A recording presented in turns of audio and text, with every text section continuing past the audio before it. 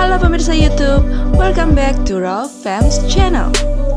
Sudah dengar tentang kasus investasi bodong yang ramai akhir-akhir ini? Binomo yang dipopulerkan Indra Kents ataupun Quotex yang dipopulerkan Doni Salmanan dengan dana sitaan setengah triliun lebih. Sebenarnya, kasus investasi bodong sudah muncul di Indonesia sejak tahun 1975 yang terkenal dengan nama wesel berantai.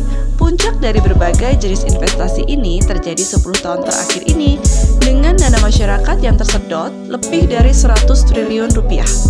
Dari awal hingga saat ini, sebenarnya investasi bodong ini memiliki ciri yang mirip loh, yaitu keuntungan besar dan tidak wajar atau ditawarkan secara online atau domisili usahanya yang tidak jelas dan dana yang terkumpul diinvestasikan di proyek-proyek luar negeri atau diputar di antara anggota sendiri.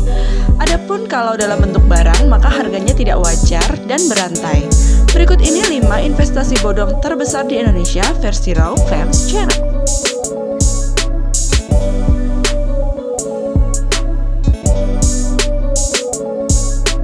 Nomor 1, PT Peresia Mazeka Dwi Sapta Abadi atau Primas.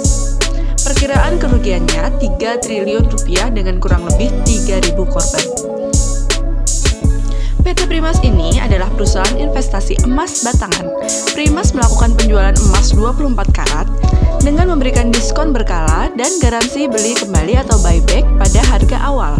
Primas menawarkan penjualan emas dengan harga lebih tinggi dari pasaran yakni 700.000 per gram dengan keuntungan 2,5% yang akan didapat tiap bulannya. Sistemnya adalah PT Primas membeli dan menjual emas 24 karat serta memberikan diskon berkala dan garansi beli lagi. Misalnya, nasabah membeli 1 kg emas 24 karat senilai 700 juta rupiah. Kemudian di-hold selama 6 bulan. Selanjutnya, setiap bulan nasabah akan mendapatkan diskon berkala sebesar 2,5%. Setiap bulan, nasabah ini akan mendapatkan keuntungan berkala 2,5% atau sekitar 17,5 juta dari harga simulasi tadi. Dan pada akhir kontrak, nasabah bisa mengembalikan logam mulia yang dibelinya dengan harga awal pemberian ke Primas atau disebut sebagai buyback guarantee. Nomor 2, Koperasi Cipaganti Karya Guna Persada. Perkiraan kerugiannya 3,2 triliun rupiah dan memakan korban 8.700 orang. Banyak banget ya. Koperasi Cipaganti ini membuat geger masyarakat Indonesia dan menghebohkan lantai bursa karena kasus dugaan penipuan bermoduskan iming-iming investasi. Sedikitnya 8.700 anggota Koperasi Cipaganti Karya Guna Persada di Bandung gigit jari karena dana mereka yang totalnya 3,2 triliun kini tak jelas juntrungannya. Keuntungan investasi sebesar 1,5% per bulan yang dijanjikan koperasi cuman isapan jempol belaka. Nama Koperasi Cipaganti Karya Guna Persada ini menjadi perbincangan hangat di kalangan masyarakat karena mengalami kesulitan likuiditas sehingga mulai telat membayar imbal hasil bulanan para nasabahnya. Hal ini karena dana kelolaannya diputar di investasi pertambangan batubara yang sedang berhenti beroperasi lantaran harganya anjlok. Modus investasi yang ditawarkan oleh Koperasi Cipaganti adalah calon mitra diwajibkan menyetor dana minimal 100 juta rupiah. Untuk mengikuti skema investasi ini cukup membuat perjanjian di depan notaris tanpa harus menjadi anggota koperasi. Mitra yang mengambil tenor 1 tahun akan memperoleh return sebesar 1,6% per bulan dan setelah periode tersebut returnnya akan kembali ke harga normal. Akhir dari investasi bodong ini, pimpinannya Rohman Sunaria Andianto divonis akhir 18 tahun penjara dan denda uang 150 miliar rupiah. Nomor 3, Dream for Freedom. Dengan perkiraan kerugian 3,5 triliun dengan korban 700.000 orang. Ini banyak banget. Dream for Freedom atau lebih dikenal dengan D4F adalah perusahaan investasi yang dimiliki oleh Philly Mutakin. Para investornya tersebar di kota-kota Jakarta, Palembang, Bengkulu, dan sejumlah tempat lainnya. Modus yang dijalankan oleh Philly dalam menawarkan investasinya adalah penawaran investasi dengan bunga 1% per hari yang akan diberikan setiap 15 hari sekali.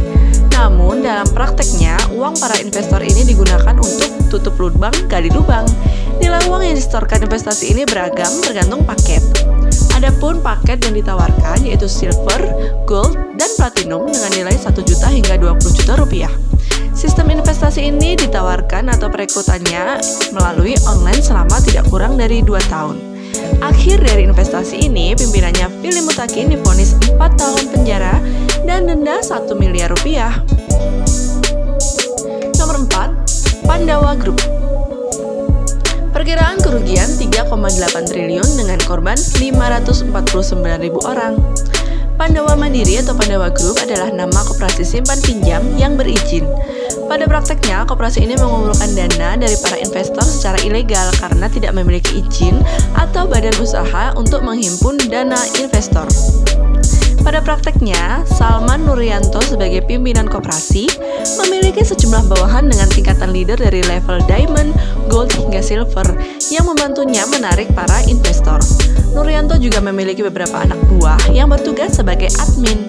Dana yang dihimpun dari para investor kemudian diserahkan kepada Nuryanto. Leader yang berhasil menarik investor mendapatkan fee sebesar 20% sesuai klasifikasinya, sedangkan para nasabah mendapat keuntungan sebesar 10% per bulan dari setiap dana yang disetorkan ke Pandawa Group. Akan tetapi, Nuryanto meminjamkan kembali nih uang dari para investor itu kepada para pedagang usaha kecil menengah atau UKM di pasar-pasar se-Jabodetabek. Akhir dari investasi ini, pimpinannya Salman Nuryanto divonis penjara 15 tahun, sedangkan 26 pengurus dan member lainnya divonis penjara antara 8 hingga 15 tahun. Nomor 5, Golden Traders Indonesia Syariah. Dengan perkiraan kerugian 10 triliun dan memakan korban 18.000 orang. PT Golden Trader Indonesia atau GTI awalnya hanya perusahaan yang berdagang jual beli emas batangan. Kemudian pada tahun 2011 memproklamirkan diri sebagai perusahaan investasi yang berlabel syariah menjadi PT GTI Syariah setelah mendapatkan sertifikat halal dari Majelis Ulama Indonesia. Serah terima sertifikat MUI ini diberikan oleh Kiai Haji Ma'ruf Amin selaku Ketua MUI dan disaksikan oleh Ketua DPR Marzuki Ali. Pada tahun 2013 lalu, GTI Syariah diadukan banyak nasabahnya karena dianggap telah melakukan penipuan. Tidak tanggung-tanggung, konon jumlah dana nasabah yang ditipu kabarnya mencapai 10 triliun rupiah. Dana tersebut berbentuk uang dan emas, kemudian dibawa kabur oleh Ong Han Chun, warga negara Malaysia pemilik GTI. Modus penipuan yang dijalankan PT GTI Syariah adalah sebagai berikut. Calon nasabah diminta untuk membeli emas dengan harga 20-25% lebih tinggi daripada harga antam.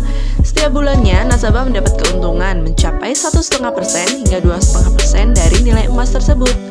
Akhir dari kisah investasi bodong ini, Michael Ong dan Edward Song melarikan diri ke luar negeri sampai sekarang. Itu tadi 5 kasus investasi bodong terbesar di Indonesia menurut kami. Ingat ya, tetaplah bijaksana dalam berinvestasi ya. Sampai jumpa di video kami selanjutnya.